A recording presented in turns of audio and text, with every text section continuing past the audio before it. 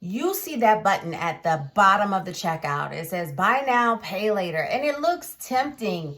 But really, what you're agreeing to when you click that is a bunch of things that you might not even think about. So today we're going to break down the real terms, obligations, risk, and legal outcomes you might not know about with the buy now, pay later situation. So BNPL, buy now, pay later, it is still a loan. That is a loan. Almost like layaway, a modern day layaway. Think of it like that. So it's an installment loan that you're agreeing to pay over time. And in many cases, it's structured so you pay in 4 or more fixed payments, monthly or bi-weekly, and that you agree to make it on specific dates. It means that missing payments constitute default on a loan obligation. And it also means that the provider can pursue collection actions to recover the money that they are owed. Missed or failed payments can trigger an insufficient funds notice on your account, and they can collect late fees on that. Frequent failed withdrawals can lead to account freezing and collections. Now, is that toaster oven really worth it? I don't know. Also, with buy now, pay later, you don't get the same protections as credit cards. With a credit card, you have the right to dispute charges or for defective or undelivered goods while withholding payment until the dispute is resolved. With some buy now, pay later plans, those protections have not always been guaranteed, and providers may not investigate disputes or pause payments until resolution has occurred. But regulators like the Consumer Financial Protection Bureau have been pushing to treat buy now, pay later as covered under traditional credit law, which would bring these protections to the buy now, pay later users. So we'll see how that goes. Also, when you use these services, you're agreeing to fees. Even interest-free buy now, pay later comes with hidden costs. Late fees can accumulate. Rescheduling or account servicing fees may apply, and overdraft and sufficient fund fees may apply if you don't have the money in your account.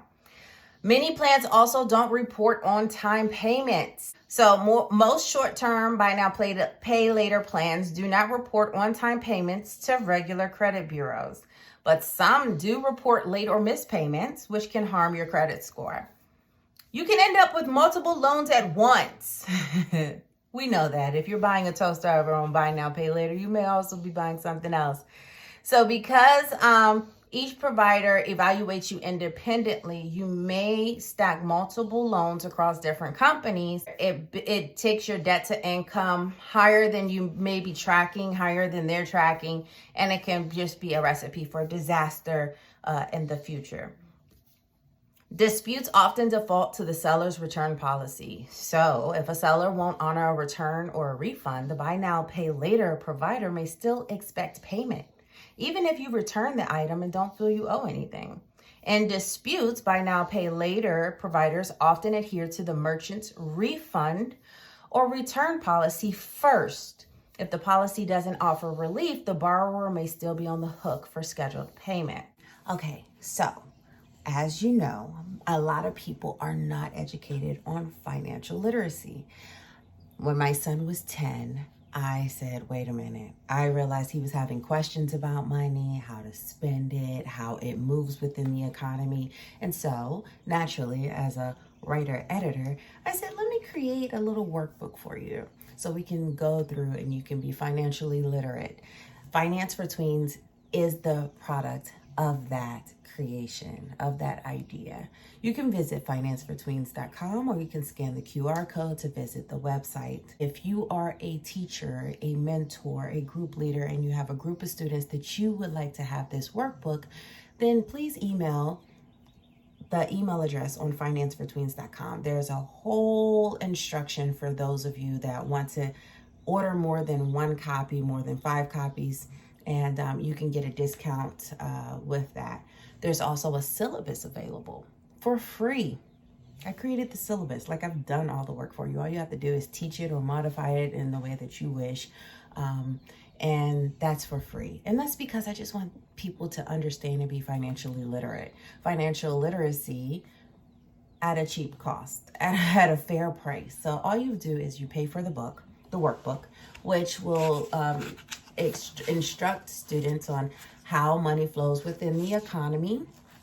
So we talk about where it originates, how it flows, what are taxes used on. And then it's a workbook, so they can write in it. It talks about jobs, salary, career. If you made a certain amount of money at your job and you wanted to take a vacation, let's break down those expenses. Can you do scuba diving or can't you? Is that in the monthly budget or isn't it? Those type of things are found in this workbook.